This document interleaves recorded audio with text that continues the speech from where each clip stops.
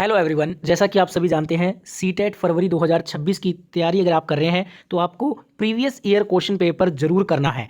और 2011 से 2024 तक जितने भी आपके पेपर हुए हैं सीटेट के वो सारे पेपर मैं आपको करवाऊंगा।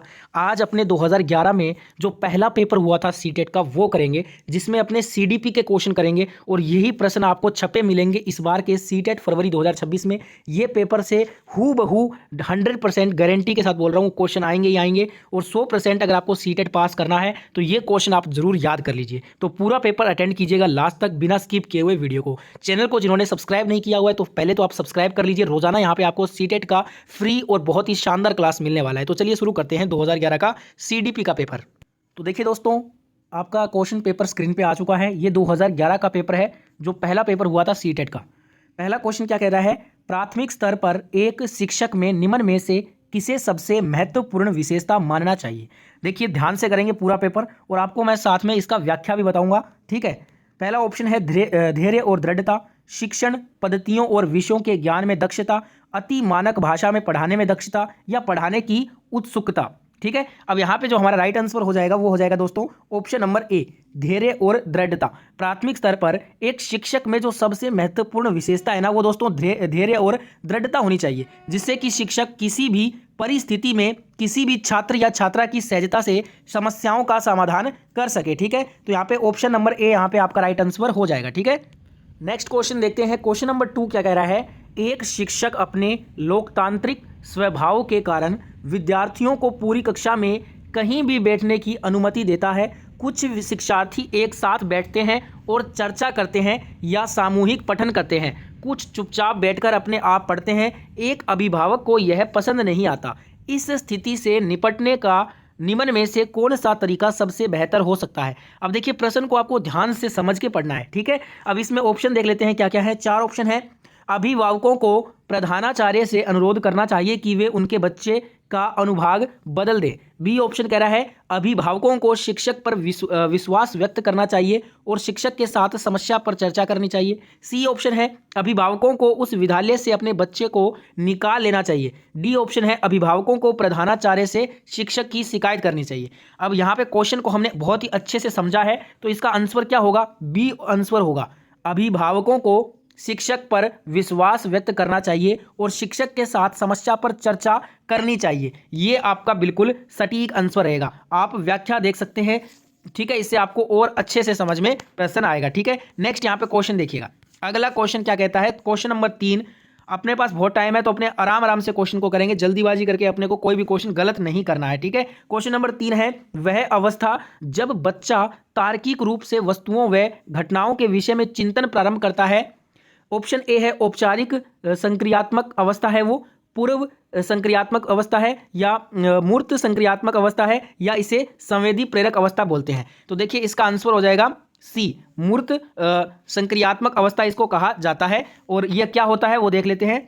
मूर्त संक्रियात्मक अवस्था की बात करें तो इसमें बच्चा जो है ना वो किसी वस्तुओं व घटनाओं के विषय में चिंतन प्रारंभ करता है। इस अवस्था का प्रसार 7 से 11 वर्ष होता है। इस अवस्था में बच्चा तार्किक चिंतन और वस्तुओं को समझने योग्य हो जाता है। मनोवैज्ञानिक पियाजे के अनुसार बच्चे में इस अवस्था में प्रमुख 5 योग्यताओं का विकास होता है। वो कौन कौन सी है? पहला है संरक्षण, दूसरा है संख्याबोध, तीसरा है कर्मानुसार, चौथा है वर्गीकरण, पांचवा है पारस्परिक संबंध की क्षमता। ठीक है, अब करते हैं अपने क्वेश्चन नंबर 4। क्वेश्चन नंबर 4 है, मन का मानचित्रण संबंधित है, किससे संबंधित है ये? ऑप्शन है साहसिक कार्यों की क्रिया योजना से, मन का चित्र बनाने से, मन की क्रियाशीलता पर अनुसंधान से, या बोध समझ बढ़ाने की तकनीक से। तो ये दोस्तों जो मन का मानचित्रण है ना ये आपका मन की क्रियाशीलता पर अनुसंधान से संबंधित है। ठीक है, इसका अर्थ क्या होता है? मन की क्रियाशीलता पर अनुसंधान से अंततः अर्थानुसार किसी कार्य को करने से पहले उसकी एक रूपरेखा मन में बना लेना। ठीक है, तो यहाँ पे सी आंसर आपका राइट आंसर हो जाएगा। अगला क्वेश्चन देखिएगा, क्वेश्चन नंबर 5 क्या कहता है, विशेष रूप से प्राथमिक स्तर पर विद्यार्थियों की सीखने संबंधी समस्याओं को संबोधित करने का सबसे बेहतर तरीका कौन सा है? तो देख लेते हैं 4 ऑप्शन क्या क्या है। महंगी और चमकदार सहायक सामग्री का प्रयोग करना, सरल और रोचक पाठ्य पुस्तकों को प्रयोग करना, कहानी कथक पद्धति का प्रयोग करना, क्षमता के अनुरूप विभिन्न शिक्षण पद्धतियों का प्रयोग करना। इसमें आपका राइट आंसर होगा डी, ये दोस्तों प्राथमिक स्तर पर विद्यार्थियों की सीखने संबंधी समस्याओं को संबोधित करने का जो सबसे बेहतर तरीका है ना, कि अगर किसी भी शिक्षार्थी को कुछ समझाना है ना, तो उसके लिए एक नहीं बल्कि उसके क्षमता के अनुसार उसे विभिन्न शिक्षण पद्धतियों का प्रयोग करना चाहिए, ताकि प्राथमिक स्तर के छात्र को पूर्ण रूप से समझ सके। ठीक है, तो यहाँ पे डी आंसर होगा, क्षमता के अनुरूप विभिन्न शिक्षण पद्धतियों का प्रयोग करना। डी आंसर आपका राइट आंसर होगा। देखिए, आप अगर स्किप करोगे ना वीडियो तो आपको इसमें बहुत ज़्यादा नुकसान होगा। मैं आपको एक एक क्वेश्चन को डिटेल से समझा रहा हूँ, व्याख्या से अपने अगर आंसर को देखेंगे ना तो इससे हमें जो है चीज़ें बहुत अच्छे से समझ में आती है, इसलिए आप धैर्य रखिए और स्किप मत करना प्लीज़ वीडियो को। ठीक है, क्वेश्चन नंबर 6 देखिएगा, निम्न में से कौन सा शिक्षार्थियों में जो है ना सृजनात्मकता का पोषण करता है। शिक्षार्थियों में सृजनात्मकता का पोषण जो है ना, ये दोस्तों प्रत्येक शिक्षार्थी की अंतर्जात प्रतिभाओं का पोषण करने का अवसर उपलब्ध कराना, ये जो है ना शिक्षार्थियों में सृजनात्मकता का पोषण करते हैं। तो यहाँ पे ए आंसर हो जाएगा। इसको डिटेल से देखते हैं। देखिए, प्रत्येक शिक्षार्थी में अंतर्जात प्रतिभाओं का पोषण करने एवं प्रदर्शन करने के अवसर उपलब्ध कराने से ही शिक्षार्थियों में सृजनात्मकता का पोषण करता है। ठीक है, अगला क्वेश्चन क्या कह रहा है, पियाजे के अनुसार निम्नलिखित में से कौन सी अवस्था में बच्चा जो है ना वो अमूर्त संकल्पनाओं के विषय में तार्किक चिंतन करना आरंभ करता है। तो यहाँ पे हमारा राइट आंसर क्या हो जाएगा, ऑप्शन ए हो जाएगा, औपचारिक संक्रियात्मक अवस्था 12 वर्ष एवं इससे ऊपर, ए आंसर होगा। अब ये क्या होता है वो देख लेते हैं। औपचारिक संक्रियात्मक अवस्था की बात करें तो ये 12 वर्ष एवं ऊपर औपचारिक संक्रिया की अवस्था संज्ञानात्मक विकास की अंतिम अवस्था है। यह 11 वर्ष के बाद होता है। मूल रूप से यह अवस्था तार्किक चिंतन की अवस्था है, अर्थात इस अवस्था का बालक अन्य वस्तुओं के अतिरिक्त समय के विचारों के संबंध में विचार करने में समर्थ हो जाता है। बालक उद्दीपकों की अनुपस्थिति में उनकी विशेषताओं, उपयोगिताओं एवं अन्य बिंदुओं के बारे में सोच सकता है। बालक के विचार इसमें परिपक्व हो जाते हैं। ठीक है, अगला क्वेश्चन क्या कहता है, क्वेश्चन नंबर 8 देखिएगा, सीखना समृद्ध हो सकता है यदि, ये समृद्ध हो सकता है वास्तविक दुनिया से उदाहरणों को कक्षा में लाया जाए जिसमें विद्यार्थी एक दूसरे से अंतःक्रिया करें और शिक्षक उस प्रक्रिया को सुगम बनाएं। डी आंसर होगा। देखिए, सीखना समृद्ध हो सकता है यदि शिक्षक वास्तविक दुनिया से उदाहरणों को कक्षा में लाएं और तथा जिसमें विद्यार्थी एक दूसरे से अंतःक्रिया करें और शिक्षक उस प्रक्रिया को सुगम बनाएं, क्योंकि शिक्षार्थी वास्तविक दुनिया के उदाहरणों को निरंतर देखते हैं तथा सुनते हैं। इसलिए अगर शिक्षक वास्तविक दुनिया के उदाहरणों को कक्षा में लाएगा और समझाएंगे तो शिक्षार्थी को समझने में सरलता होगी। ठीक है, अगला क्वेश्चन करते हैं फटाफट से। आई होप ये क्वेश्चन आपको अच्छे से समझ में आ रहा होगा। अगर कोई भी डाउट है तो आप बेझिझक कमेंट में जरूर पूछिएगा। क्वेश्चन नंबर 9 करते हैं, निम्न में से कौन से कथन को सीखने की प्रक्रिया की विशेषता नहीं मानना चाहिए। सीखना एक व्यापक प्रक्रिया है, सीखना लक्ष्योन्मुखी होता है, अनधिगमक भी सीखने की प्रक्रिया है, शैक्षिक संस्थान ही एकमात्र स्थान है जहां अधिगम प्राप्त होता है। तो यहाँ पे हमें बताना है कथन को सीखने की प्रक्रिया की विशेषता नहीं मानना चाहिए। ए बी सी ये तीनों ही सीखने की प्रक्रिया की विशेषताएं हैं। डी नहीं है यहाँ पे, तो डी हमारा राइट आंसर हो जाएगा। देखिए दोस्तों, यहाँ पे मैं बता दूं, शैक्षिक संस्थान ही एकमात्र संस्थान है जहां अधिगम प्राप्त होता है। सीखने की प्रक्रिया की विशेषता नहीं माननी चाहिए, क्योंकि सीखना एक ऐसी प्रक्रिया है कि अगर किसी शिक्षार्थी में सीखने की प्रवृत्ति है तो उसे शिक्षार्थी को शैक्षिक संस्थान ही एकमात्र स्थान नहीं है, बल्कि अपने ज्ञान को कहीं भी किसी भी अध्यापक की सहायता से प्राप्त हम कर सकते हैं। ठीक है, अगला क्वेश्चन देखिएगा, क्वेश्चन नंबर 10 क्या कह रहा है, 5वीं कक्षा के दृष्टि बाधित विद्यार्थी। तो यहाँ पे इसका आंसर हो जाएगा बी, के साथ कक्षा में सामान्य रूप से व्यवहार किया जाना चाहिए और श्रव्य सीडी के माध्यम से सहायता उपलब्ध कराई जानी चाहिए। बी आंसर हो जाएगा। इसको डिटेल में देखते हैं। 5वीं कक्षा के दृष्टिबाधित विद्यार्थी के साथ कोई विशेष व्यवहार न करके बल्कि उसके साथ कक्षा में श्रव्य सीडी के माध्यम से उसे सिखाने की सहायता उपलब्ध करानी चाहिए तथा उसके साथ भी एक सामान्य व्यवहार करना चाहिए। बी आंसर यहाँ पे हमारा राइट आंसर हो जाएगा। ठीक है, अगला यहाँ पे क्वेश्चन देख लेते हैं। क्वेश्चन कह रहा है 11 नंबर क्वेश्चन, निम्न में से कौन सा बच्चे की सामाजिक मनोवैज्ञानिक आवश्यकताओं के साथ संबंध नहीं है। अब नहीं है ये बताना है। पहला ऑप्शन है संवेगात्मक सुरक्षा की आवश्यकता, शरीर में अपशिष्ट पदार्थों का नियमित रूप से बाहर निकलना। यहाँ पे दूसरा है संगति की आवश्यकता, सामाजिक अनुमोदन अथवा सराहना की आवश्यकता। अब यहाँ पे हमें बताना था कि कौन सा बच्चे की सामाजिक मनोवैज्ञानिक आवश्यकताओं के साथ संबंध नहीं है, तो बी आंसर हो जाएगा, शरीर में अपशिष्ट पदार्थों का नियमित रूप से बाहर निकलना। ये दोस्तों एक शारीरिक आवश्यकता नहीं है, ये सामाजिक मनोवैज्ञानिक आवश्यकता है। ठीक है, तो यहाँ पे राइट आंसर क्या हो जाएगा, बी आंसर हो जाएगा। अगला क्वेश्चन देखते हैं।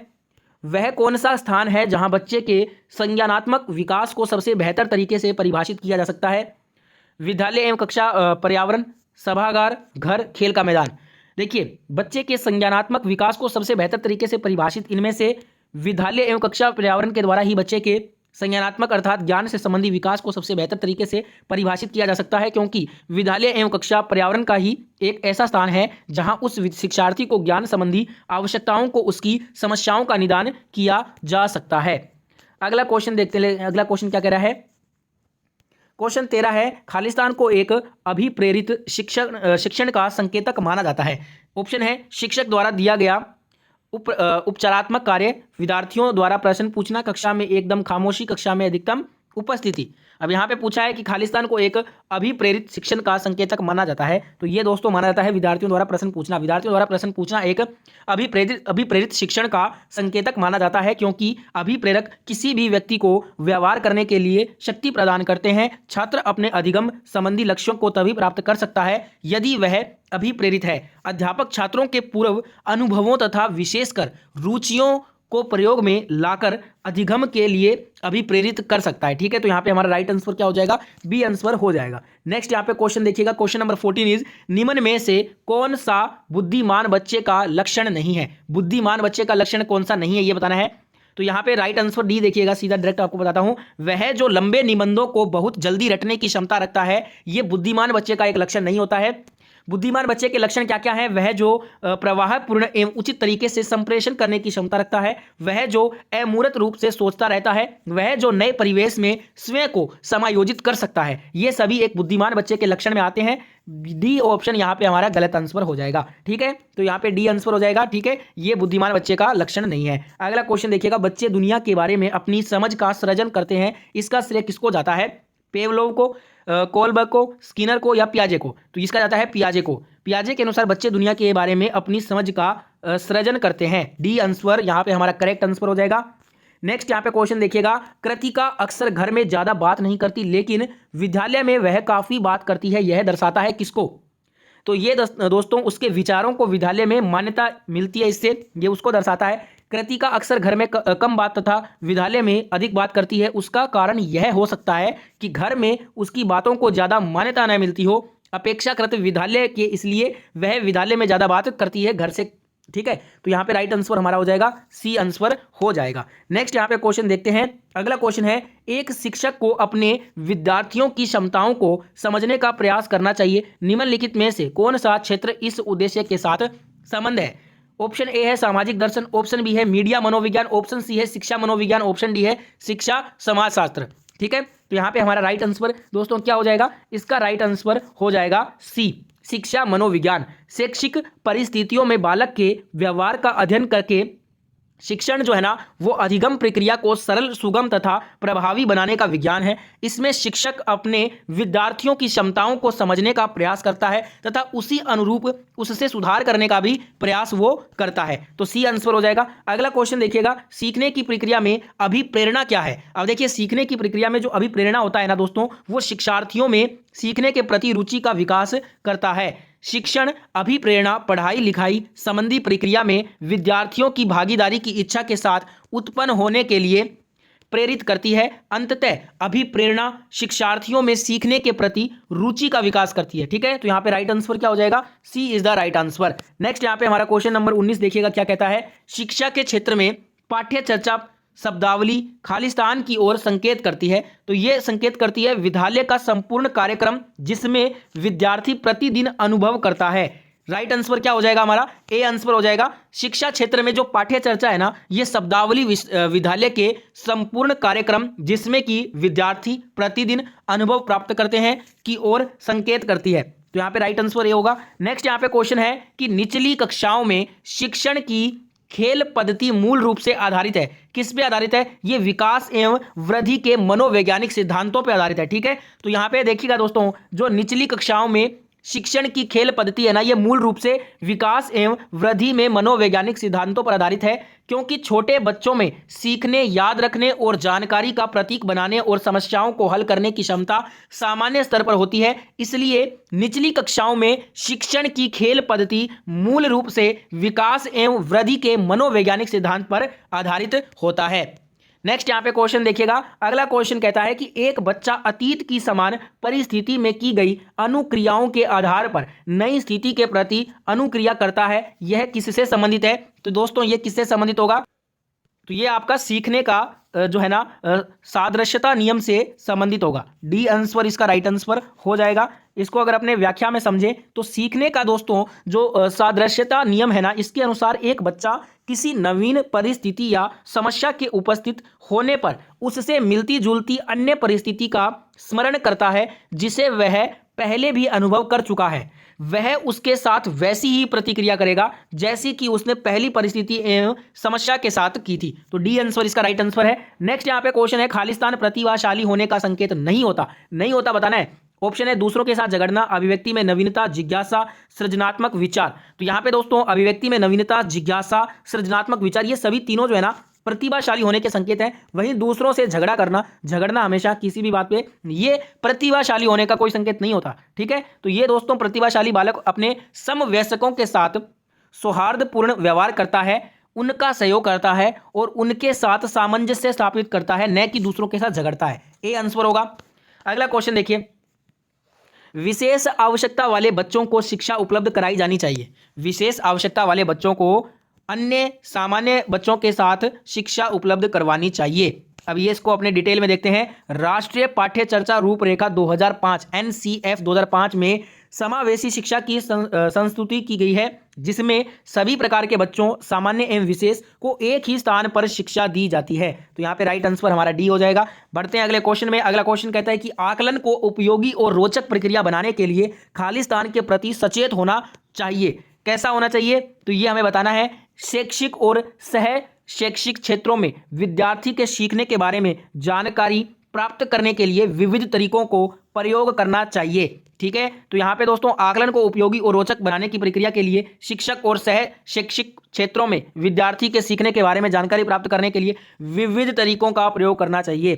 तो बी आंसर हो जाएगा। अगला क्वेश्चन है दोस्तों, यहाँ पे क्वेश्चन देखिएगा। क्वेश्चन कह रहा है कि डिसलेक्सिया किससे संबंधित है। अब यहाँ पे डिसलेक्सिया की बात करें, ऑप्शन है गणितीय विकास, पठन विकास, व्यवहार संबंधी विकास या मानसिक विकास। अगर दोस्तों डिसलेक्सिया की मैं बात करता हूं ना, तो इसको अपने डिटेल में समझने वाले हैं कि ये होता क्या है। तो दोस्तों ये आपका डिसलेक्सिया जो है ना, इसका संबंध पठन विकास से है। किससे है? पठन विकास से, जिसमें बच्चा अक्षरों का पहचान नहीं कर पाता है, जिस कारण उसे पाठ्य पुस्तक पढ़ने में समस्या महसूस होती है। उसको हम क्या बोलते हैं? उसको हम डिसलेक्सिया कहते हैं। बी आंसर हमारा हो जाएगा। अगला क्वेश्चन है, बच्चों की सीखने की प्रक्रिया में माता पिता को खालिस्तान की भूमिका निभानी चाहिए। अग्रभूमि, यहाँ पे ऑप्शन भी क्या कह रहा है? सहानुभूतिपूर्ण, तटस्थ या नकारात्मक। कैसी भूमिका निभानी चाहिए माता पिता को? बिल्कुल ए ऑप्शन होगा, अग्रोन्मुखी की। बच्चों की सीखने की प्रक्रिया में माता पिता को अग्रोन्मुखी भूमिका निभानी चाहिए तथा उन्हें और अच्छा करने के लिए प्रोत्साहित करते रहना चाहिए। ए आंसर होगा। अगला क्वेश्चन देखिएगा, विकास कभी न समाप्त होने वाली प्रक्रिया है। यह विचार किससे संबंधित हैं? ये सारे विचार निरंतरता का सिद्धांत से संबंधित हैं। विकास कभी न समाप्त होने की प्रक्रिया है, यह विचार निरंतरता का सिद्धांत से संबंधित हैं। ए आंसर होगा। अगला क्वेश्चन है, सीखने के अंतर्दृष्टि सिद्धांत को किसने बढ़ावा दिया था? ऑप्शन यहाँ पे है पेवलोव, जीन पियाजे, वाइगोत्स्की ने, या फिर आपका दोस्तों हो जाएगा ये गेस्टॉल्ट। ठीक है, जो कि सिद्धांतवादी थे। तो यहाँ पे डी आंसर हो जाएगा गेस्टाल्ट। सीखने के अंतर्दृष्टि सिद्धांत को जर्मनी के गेस्टाल्ट सिद्धांतवादियों ने बढ़ावा दिया था। डी आंसर यहाँ पे राइट हो जाएगा। अगला क्वेश्चन है, निम्नलिखित में से किस अवस्था में बच्चे अपने समवयस्क समूह के सक्रिय सदस्य हो जाते हैं?